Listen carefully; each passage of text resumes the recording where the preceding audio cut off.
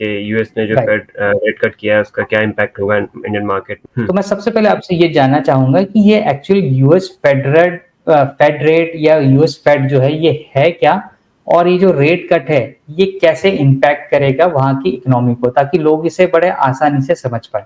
2020 से लेकर 22 तक 40% की जो करेंसी है उसको प्रिंट करना स्टार्ट कर दिया, यानी कि जो टोटल अब तक की करेंसी थी जो उन्होंने प्रिंट की थी उसकी 40% उन्होंने यहाँ पे प्रिंट कर दिया है ना, जिसके ऊपर काफी ज्यादा लोगों ने सवाल भी उठाए और बहुत ज्यादा क्वेश्चंस भी उठे कि आप ऐसा कैसे कर सकते हो। नॉर्मली प्रिंटिंग जो होती है वो तभी हो पाती है, कोई भी गवर्नमेंट तब करती थी जब गोल्ड के रिजर्व आपके पास उतने होते थे। मार्केट के लिए अच्छा नहीं होता है अगर इंटरेस्ट रेट को बढ़ाया जाता है तो यूएस मार्केट एक वर्ल्ड की सबसे बड़ी इकोनॉमी है, डबल डिजिट की इकोनॉमी है, उसके बाद चाइना आता है एंड टॉप 5 में इंडिया भी आ चुका है।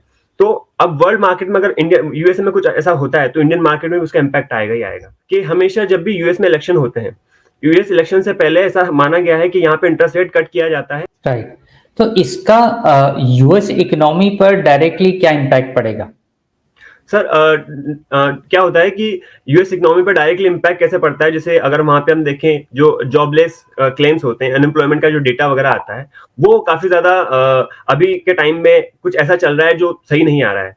ठीक है, तो इंटरेस्ट रेट कट करने से वहां पर कहीं ना कहीं मार्केट में सप्लाई बढ़ेगी और यहाँ पर जो चीजें हैं वो धीरे धीरे सही होना स्टार्ट होगी। कंपनीज जो कई जगह अगर आपने देखा होगा पिछले कुछ टाइम से काफी ज्यादा फायरिंग वगैरह भी हो रही है, बहुत सारी कंपनीज में आईटी कंपनीज के रिजल्ट्स वगैरह काफी खराब हो रहे हैं, तो उन पे थोड़ा सा अच्छा बेनिफिट दिखाई देगा, तो एक पॉजिटिव सेंटीमेंट हम यहाँ मान सकते हैं। तो जैसा अभी मैंने आपको पहले भी कहा और आपने भी बताया कि जो यूएस की इकोनॉमी है वो कहीं ना कहीं वर्ल्ड की इकोनॉमी को ड्राइव करती है। Yes sir. तो जब यूएस में इंटरेस्ट रेट कट होंगे तो जो नेक्स्ट मंथ अक्टूबर में आरबीआई जो हमारे यहाँ क्वार्टरली रिव्यू करता है, तो क्या उसमें भी हम ये उम्मीद कर सकते हैं कि हमारे यहाँ भी इंटरेस्ट रेट कट हो, क्योंकि ये काफी समय से एक स्टडी चला आ रहा है। तो क्या इससे जो रिसेशन जो पिछले कुछ समय से साल डेढ़ साल से यूएस में चल रहा है उससे उसको बाहर आने में भी हेल्प होगी?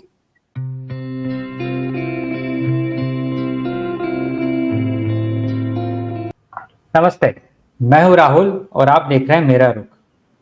स्क्रीन के दूसरे हिस्से में आप जिन्हें देख रहे हैं वो राहुल गुप्ता जी हैं।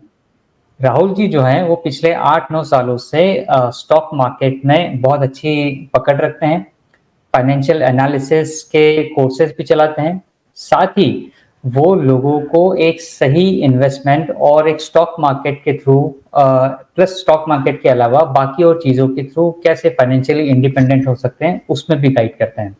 साथ ही ये साइकोलॉजी और ह्यूमन साइकोलॉजी से रिलेटेड कई सारे सेशंस भी लेते हैं।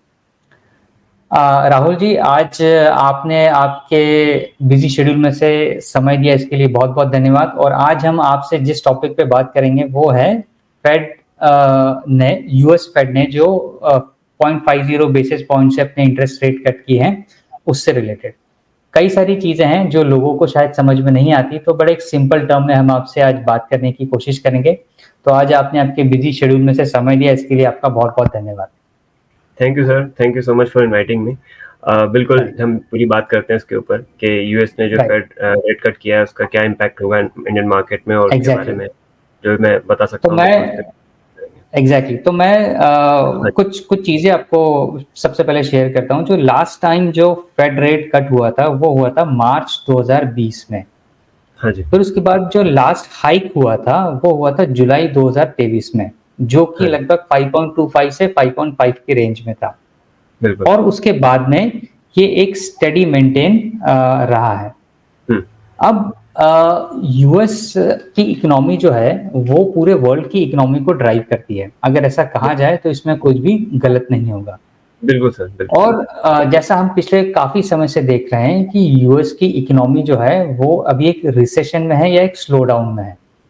हाँ जी। और उस वजह से वर्ल्ड इकोनॉमी पर भी अच्छा खासा इम्पैक्ट हुआ है। यस। और इस फेड रेट कट से जो ये 0.50 बेसिस पॉइंट से हुआ है, इसमें एक ये एज्यूम किया जा रहा है कि वहां की इकोनॉमी को बूस्ट मिलेगा।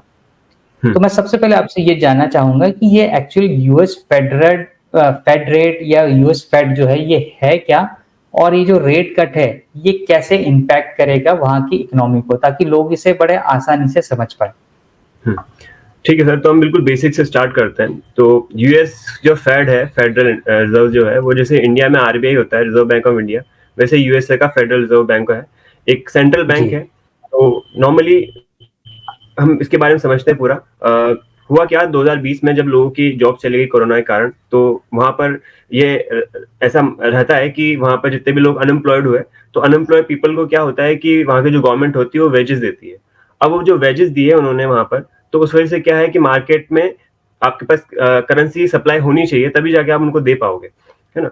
तो उन लोगों ने 2020 के बीच में, यानी उस टाइम पर पिछले मतलब 2020 से लेकर 22 तक 40% की जो करेंसी है उसको प्रिंट करना स्टार्ट कर दिया। यानी कि जो टोटल अब तक की करेंसी थी जो उन्होंने प्रिंट की थी, उसकी 40% उन्होंने यहाँ पे प्रिंट कर दिया, है ना। जिसके ऊपर काफी ज्यादा लोगों ने सवाल भी उठाए और बहुत ज्यादा क्वेश्चंस भी उठे कि आप ऐसा कैसे कर सकते हो। नॉर्मली प्रिंटिंग जो होती है वो तभी हो पाती है, कोई भी गवर्नमेंट तब करती थी जब गोल्ड के रिजर्व आपके पास उतने होते थे, है ना। तो अभी तो आपके पास ऐसा है कि अगर आप प्रिंट करना चाहो तो कर सकते हो, गवर्नमेंट जो चाहे वो कर सकती है।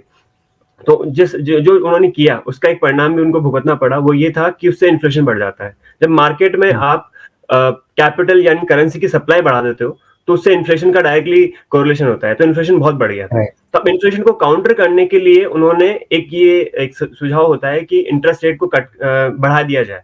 यानी अगर सेंट्रल बैंक इंटरेस्ट रेट बढ़ा देगा, तो जो बैंक्स हैं बाकी, उनको भी अपने इंटरेस्ट रेट को बढ़ाना पड़ेगा।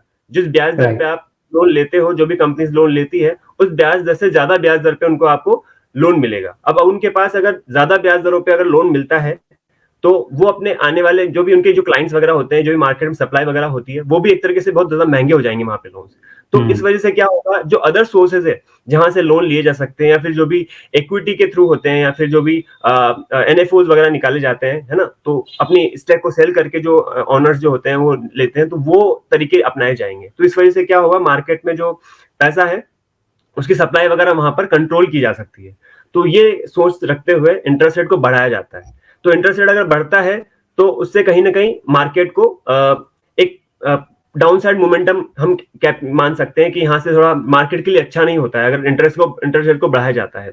तो ऐसा तो हुआ नहीं, क्योंकि अगर आप देखोगे पिछले 3 साल से एक हम बुल मार्केट में, पिछले 4 साल से हम एक बुल मार्केट में, और बुल मार्केट सिर्फ इंडिया में नहीं, पूरे वर्ल्ड में बुल मार्केट चल रहा है ना। एक तरीके से काफी ग्लोबली चीजें बहुत ज्यादा चेंज हुई है कोविड के बाद। काफी लोगों ने वर्क फ्रॉम होम, बहुत सारे ऐसे इंडस्ट्रीज भी हैं जो हम अब यहाँ पे बात करेंगे अभी आने वाले टाइम पे।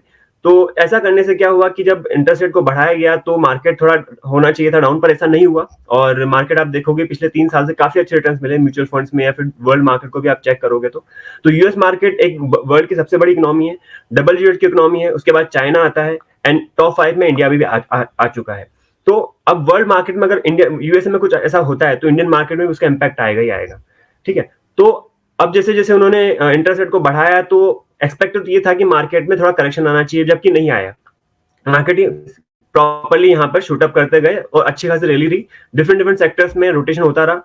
अब जैसे उन्होंने इंटरेस्ट रेट को कट करना स्टार्ट कर दिया है, जो कि एक फर्स्ट टाइम अभी हुआ है, और 50 बीपीएस पॉइंट यानी कि 50 पैसे का इंटरेस्ट रेट यहाँ पर कट हुआ है, और 4 साल बाद हुआ है ये। तो 4 साल बाद हुआ है तो एक एक्सपेक्टेड तो होता ही है। और दूसरी चीज, एक और मैं फन फैक्ट बताता हूँ कि हमेशा जब भी यूएस में इलेक्शन होते हैं, यूएस इलेक्शन से पहले ऐसा माना गया है कि यहाँ पे इंटरेस्ट रेट कट किया जाता है, ताकि जो भी मतदाता होते हैं उनको एक मतलब एक अच्छा अवसर देने के लिए, है ना, इम्प्रेस करने के लिए जो भी गवर्नमेंट होती है वो करती है ऐसा। तो ये तो एक शुरुआत है। हम एक्सपेक्ट कर सकते हैं कि सितंबर में जिस हिसाब से रेट कट हुआ है, वैसे नवंबर में भी होगा, दिसंबर में भी होगा। और जैसे उनकी डेट्स होती है, 7-8 है नवंबर में, और उसके बाद दिसंबर में 15-16, तो 25 बेसिस पॉइंट से हो सकता है कि यहाँ फिर से रेट कट किया जाए। तो वो भी एक बेनिफिट दिखाई देगा मार्केट में। अब हमने देखा कि ऑलरेडी मार्केट शूटअप थे, इंटरेस्ट रेट और कट कर दिया है आपने, तो इस वजह से क्या होगा कि मार्केट के लिए और भी ज्यादा बेनिफिशियल होगा ये। तो मार्केट ओवरऑल इंडाइसेस की बात करें तो वो भी एक अपसाइड मोमेंटम टेरिटरी में यहाँ पे मूव करना स्टार्ट करेंगे। साथ साथ जो मेटल्स होते हैं, कमोडिटीज होती है, कमोडिटीज भी यहाँ पर अपसाइड मोमेंटम मूव करना स्टार्ट कर देगी। राइट। तो इसका यूएस इकोनॉमी पर डायरेक्टली क्या इम्पैक्ट पड़ेगा? सर क्या होता है कि यूएस इकोनॉमी पर डायरेक्टली इम्पैक्ट कैसे पड़ता है, जैसे अगर वहां पे हम देखें जो जॉबलेस क्लेम्स होते हैं, अनएम्प्लॉयमेंट का जो डेटा वगैरह आता है, वो काफी ज्यादा अभी के टाइम में कुछ ऐसा चल रहा है जो सही नहीं आ रहा है। ठीक है। तो इंटरेस्ट रेट कट करने से वहां पर कहीं ना कहीं मार्केट में सप्लाई बढ़ेगी, और यहाँ पर जो चीजें हैं वो धीरे-धीरे सही होना स्टार्ट होगी। कंपनीज जो कई जगह अगर आपने देखा होगा पिछले कुछ टाइम से काफ़ी ज़्यादा फायरिंग वगैरह भी हो रही है बहुत सारी कंपनीज में, आईटी कंपनीज के रिजल्ट्स वगैरह काफ़ी खराब हो रहे हैं। तो उन पे थोड़ा-सा अच्छा बेनिफिट दिखाई देगा, तो एक पॉजिटिव सेंटीमेंट हम यहाँ मान सकते हैं कि जॉब मार्केट के लिए एक अच्छा सिनेरियो है, यूएस में भी और बाकी अदर वर्ल्ड की इकोनॉमीज में भी। राइट। तो जैसा अभी मैंने आपको पहले भी कहा और आपने भी बताया कि जो यूएस की इकोनॉमी है वो कहीं ना कहीं वर्ल्ड की इकोनॉमी को ड्राइव करती है।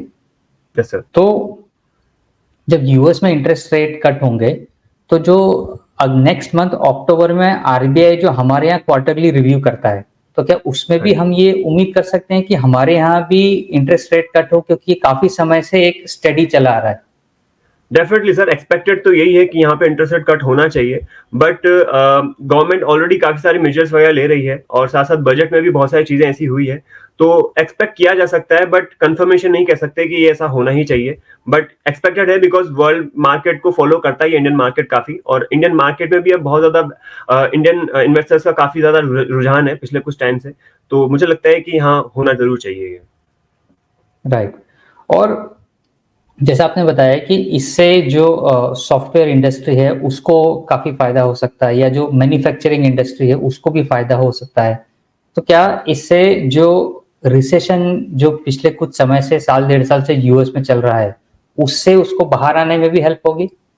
बिल्कुल सर, रिसेशन से बाहर लाने के लिए ही मेनली यहाँ पर रेट कट होता है। नॉर्मली जो इन्फ्लेशन है उसको काउंटर करने की कोशिश की जाती है और रिसेशन से बाहर लाने के लिए इंटरेस्ट रेट को कट किया जाता है, ताकि एक सेंट्रल बैंक के साइड से सपोर्ट मिलता है कंपनीज को अपने एम्प्लॉयज को फिर से जॉब रखने के लिए, फिर जो भी चीजें कंटिन्यू होती है। तो साथ साथ बहुत सारे सेक्टर है जो इसमें एक बेनिफिट होते हैं, जिसके बारे में मैं बात करता हूँ, जैसे कि बैंक्स है। बैंक्स डायरेक्टली इनडायरेक्टली यहाँ पर बेनिफिटेड होते हैं। साथ साथ अगर आपको पता है ये चीज के इंडिया में आईटी की सोर्सिंग बहुत होती है, यानी कि इंडिया में जितनी भी कंपनीज है आईटी सर्विस वाली, आईटीसीएस, इन्फोसिस, जितनी भी कंपनीज है, ये ज्यादातर यूएस को और बाकी अदर कंट्रीज को यहाँ पर वो करते हैं, सपोर्ट देते हैं कहीं ना कहीं।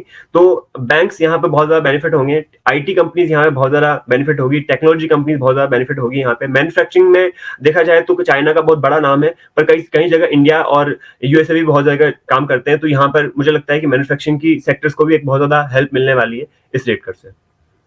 राइट।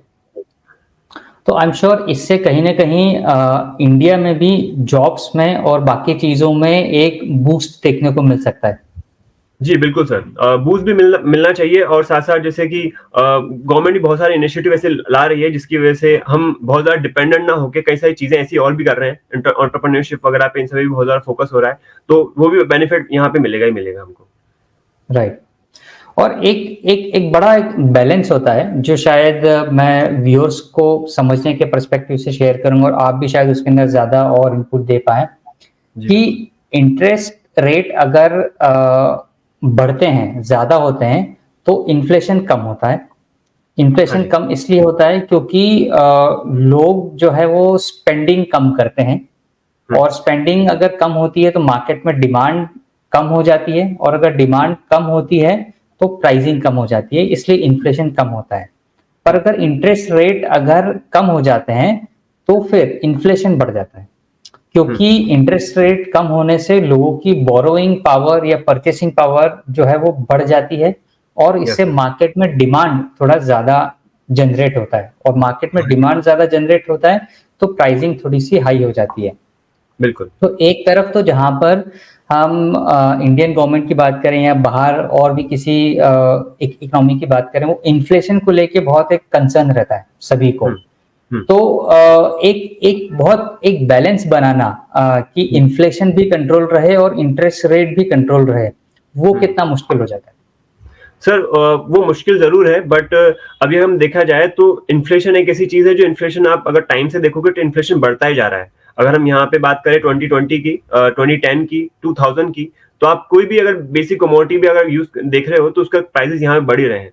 तो इन्फ्लेशन को डायरेक्टली एक ये नहीं कह सकते कि उसको डायरेक्टली कंट्रोल किया जा सकता है पॉसिबली। एक तरीके से ये है कि जो इंटरेस्ट रेट कट किया जाता है तो वो उससे इकोनॉमी को एक बूस्ट मिलता है, मेन पर्पस यहाँ पर ये होता है। मुझे नहीं लगता कि कोई भी गवर्नमेंट जो है बहुत बड़े मेजर्स ले पाती है इन्फ्लेशन को काउंटर करने के लिए, बिकॉज यहाँ पर सिर्फ एक फैक्टर काम नहीं करता, कोई एक इंडस्ट्री जिम्मेदार नहीं होती है। कई सारी जो चीजें ऐसी होती है, जो स्मॉल और मीडियम एंटरप्राइजेस वगैरह होते हैं, वहाँ के प्राइजेस और वहाँ की जो चीजें होती है वो अलग चलती है, और जो अपसाइड में जो इंडस्ट्रीज वगैरह होती है उनका एक डिफरेंस फैक्टर होता है। तो इस केस में हम ये नहीं कह सकते कि यहाँ पर हमारे पास एक प्रॉपर कोई सॉलिड प्रूफ है जिससे हम इन्फ्लेशन को काउंटर कर सके या फिर महंगाई को थोड़ी कम कर सके। पर ये जरूर है कि इससे हमको इकोनॉमी में बूस्ट मिलता है, लोगों को बूस्ट मिलता है और जॉब्स वगैरह मार्केट को बूस्ट मिलता है, तो उससे कहीं ना कहीं मार्केट में एक सर्कुलेशन प्रॉपर होने लग जाता है। तो सर्कुलेशन को एक बेनिफिट मिल जाए और उसमें थोड़ा सा सुधार हो, वो एक कोशिश की जा सकती है। राइट। और कहीं ना कहीं इन्फ्लेशन और ग्रोथ ये दोनों हैंड इन हैंड चलते हैं, राइट? Yes sir. अगर इन्फ्लेशन बढ़ेगी तो ग्रोथ भी कहीं ना कहीं उसी प्रपोर्शन में आगे होगी। तो हम ये एक्सपेक्ट नहीं कर सकते कि सिर्फ ग्रोथ ही बढ़ जाए और इन्फ्लेशन ना बढ़े, कि हम सैलरी तो 2024 की ले लें पर प्राइसिंग हम 1970 की पे करें, तो ये चीज नहीं हो सकती है। ये पॉसिबल नहीं हो सकती। एग्जैक्टली। तो इसलिए इन्फ्लेशन और ग्रोथ, ये मैं एक आम व्यूअर्स के लिए कहना चाहूंगा कि इन्फ्लेशन और ग्रोथ ये हमेशा एक हैंड इन हैंड चलता है। इसलिए जो कोई भी गवर्नमेंट हो, वो इंडियन गवर्नमेंट हो, यूएस गवर्नमेंट हो या कोई भी गवर्नमेंट हो, ये हमेशा कोशिश करती है कि इंटरेस्ट रेट और इन्फ्लेशन के बीच में एक प्रॉपर बैलेंस बना रहे। इसलिए वो कभी रेट्स हाई होते हैं, कभी रेट्स कम होते हैं, ताकि उसको मेंटेन किया जा सके। राहुल जी, आज आपने बड़े ही अच्छे शब्दों में, बड़े ही छोटे और सरलता से इस चीजों को समझाया, और आई एम श्योर व्यूअर्स के कई सारे इससे रिलेटेड जो कंफ्यूजन होते हैं, क्वेश्चन होते हैं कि यार यूएस ने फेड में इंटरेस्ट रेट कम कर दिया, इससे मुझे क्या फर्क पड़ रहा है, राइट? तो वो चीजें कहीं ना कहीं यूजर्स को समझ में आई होंगी और उन्हें पता पड़ी होंगी। तो आज आपने आपका समय दिया और इससे रिलेटेड चीजें बताई, समझाई, इसके लिए बहुत बहुत धन्यवाद। इन फ्यूचर इससे रिलेटेड कुछ भी और इवेंट्स होंगे तो जरूर कोशिश करेंगे आपसे कनेक्ट हो सके और फर्दर इस बारे में बातचीत की जा सके। श्योर। आज के समय के लिए बहुत बहुत धन्यवाद। Thank you sir, thank you so much. Right.